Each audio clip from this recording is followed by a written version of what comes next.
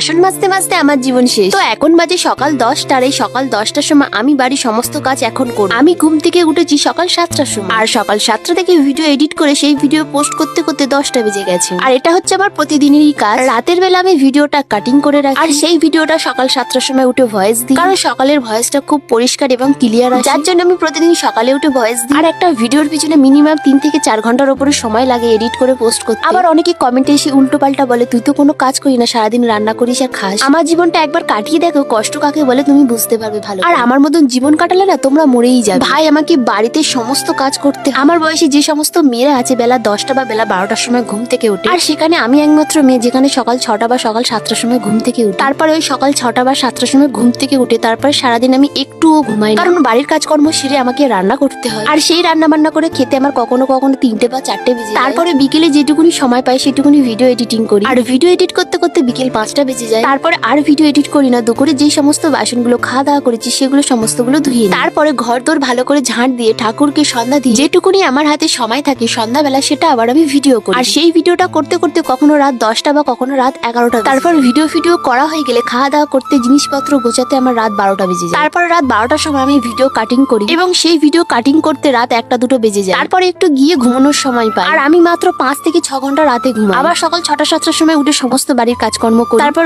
বাসন মাজতে মাজতে আমার জীবন শেষ। তো এখন বাজে সকাল 10টা। এই সকাল 10টার সময় আমি বাড়ির সমস্ত কাজ এখন করব। আমি ঘুম থেকে উঠেছি সকাল 7টার সময়, আর সকাল 7টা থেকে ভিডিও এডিট করে সেই ভিডিও পোস্ট করতে করতে 10টা বেজে গেছে। আর এটা হচ্ছে আমার প্রতিদিনেরই কাজ। রাতের বেলা আমি ভিডিওটা কাটিং করে রাখি, আর সেই ভিডিওটা সকাল 7টার সময় উঠে ভয়েস দিই, কারণ সকালের ভয়েসটা খুব পরিষ্কার এবং ক্লিয়ার আছে, যার জন্য আমি প্রতিদিন সকালে উঠে ভয়েস দিই। আর একটা ভিডিও